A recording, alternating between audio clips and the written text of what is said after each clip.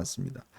자, 지금요, 이 국민의힘에 지금 보니까 이철규 의원은 어제 명시적으로 아마 기자들에게 출마하지 않겠다라고 일단 이야기를 한 것 같습니다. 불출마적으로 정리가 된 것 같고, 지금 그래서 대안으로 지금 송석준 의원, 저 경기도 쪽이죠, 삼선입니다. 원래 국토부 공무원 출신이죠. 삼선 출신인데 여기가 이천입니다. 경기 이천인데 이번에 이번 총선에 3선에 성공했습니다.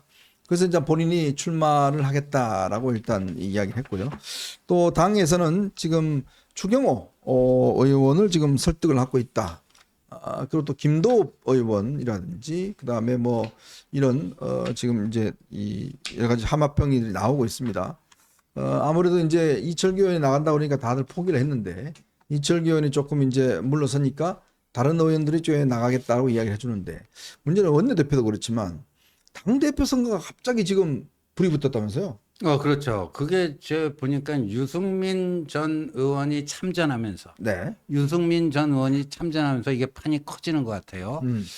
지금 유승민 의원이 전 의원이 보니까 뭐 총선 때 수원 출마 제안을 받았는데 공관위원장으로부터 네.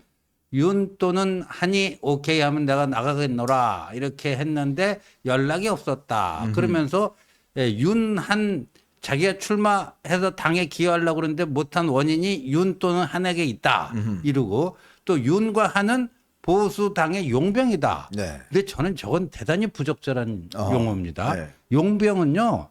돈 받고 그렇죠. 총 쏘는 사람이야. 그렇게 신성한 국방의 의무, 나라 지키기 위해서 그런 게 아니라 네. 돈 벌려고 전쟁터에 간 사람이 용병이고 그래서 보통 외국인 그 군사를 용병이라고 하지 않습니까? 근데 어떻게 윤석열 대통령과 한동훈 위원장을 용병이라고 할 수가 있어요. 그러니까 제가 이제 짧은 얘기인데 유승민 의원이 얘기한 거 봤더니 기승전 윤한 때리기예요. 기승전 윤한 때리기.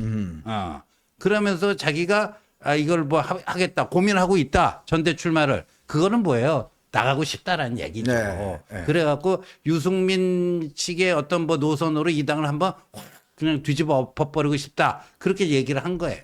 어쨌건 흥행은 좋을 것 같아요. 왜냐하면 여러 명이 나오기 때문에 제가 볼 때 이번에 좀 침체되어 있는 국민의힘의 어떤 그 흥행에 좀 불을 붙인 거 아닌가 싶습니다. 저기서 지금 뭐 나경원 의원이라든지 윤상현 의원은 원래 얘기에 있었는데 이제 유승민 의원이 참전을 한 거잖아요. 네.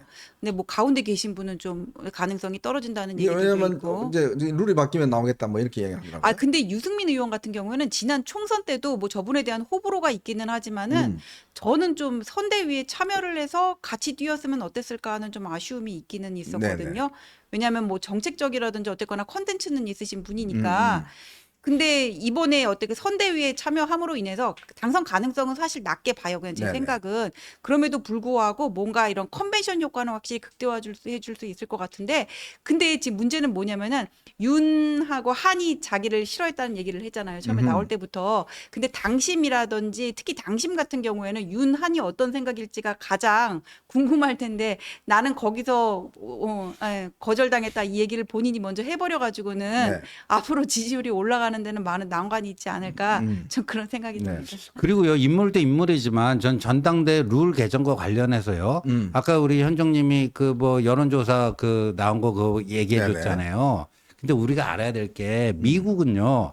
예를 들어서 공화당의 후보로 누가 적합한가, 민주당의 대선 후보로 누가 적합한가 이 조사는요. 그 당 내지는 그 당 지지자 내지는 무당층만 갖고 조사해서 결과를 발표합니다. 반대당 쪽 의견은 여기에 포함시키지 않아요. 그게 정상적인 거 아닙니까? 그렇죠. 그러니까 당 대표니까 더더욱더 그렇고요. 심지어 2021년 5월이었나요? 이준석이 당대표로 그때 당선될 때의 룰이 당심 70% 민심 30% 민심이라는 건 일반 국민 여론조사거든요. 그때도 역선택 방지 조항이 있었어요. 역선택 방지 조항이 있어갖고 요번에 어디 미디어 토마토인가 어디서 나온 거 보니까 역선택 방지 조항 없는 이걸로 해놓으니까 유승민이 오히려 한동훈보다 조금 더 나았다. 그러니까 당신과 민심이 괴리가 크다. 그런 해설은요 정말 엉터리 해설이에요. 엉터리 해설이에요. 어차피 안 찍을 사람들이. 네.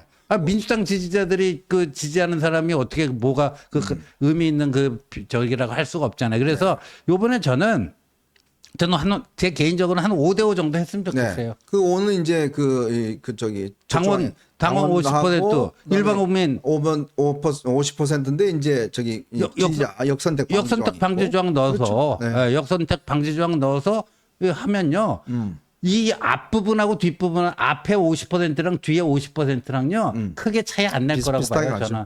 네. 크게 오차 범위 내 정도의 그것만 있을 것이다 이렇게 네. 봅니다. 좀- 그리고 한 가지 더 얘기하면은 저는 요번에 그 이제 집단 지도 체제로 바꿨으면 좋겠어요. 아하. 그 이유는 지금 이 당이 그야말로 그 절체절명의 위기에 있기 때문에 동원할 수 있는 모든 자산을 총 동원해서 아까 그 저 모양새 그 5명 저 나왔잖아요 사진. 네, 맞아요. 그러니까 저 사람들이 다 나가서 저기서 뭐 1등 하는 사람이 있으면 당 대표고 대표 최고위원이고 2등이 수석 최고위원이고 3등이 최고위원이고 4등, 5등까지 이렇게 하자고요. 네. 그래갖고 집단 지도 체제로 가는 게 지금 상황에는 맞다 이런 생각이 듭니다. 그리고 지난번에 이제 이게 단일 지도체제를 해놓으니까 최고위원들은 이게 마이너리그 비슷하게 돼서 이거 뭐 다 비례 초선들 뭐 이런 사람들이 되다 보니까 당 지도부의 어떤 권위가 팍 떨어져 버렸어요. 그러니까 옛날에 이제 김무성, 서청원 뭐 이럴 때 그때가 이제 집단지도 체제였잖아요. 그렇죠. 1등이 이제 당 대표가 되고 2등 뭐 이제 이쪽에 쭉 이제 하는 건데 제가 볼 때도 이게 이번 같은 경우는 좀 뭔가 지도부의 어떤 역량과 무게를 좀 더 높여주기 위한 저는 그런 시스템도 이제 그냥 지난번 2차례, 3차례 걸친 이 단일 지도 체제 이건 제가 볼 때는 좀 실패했다고 봅니다. 네.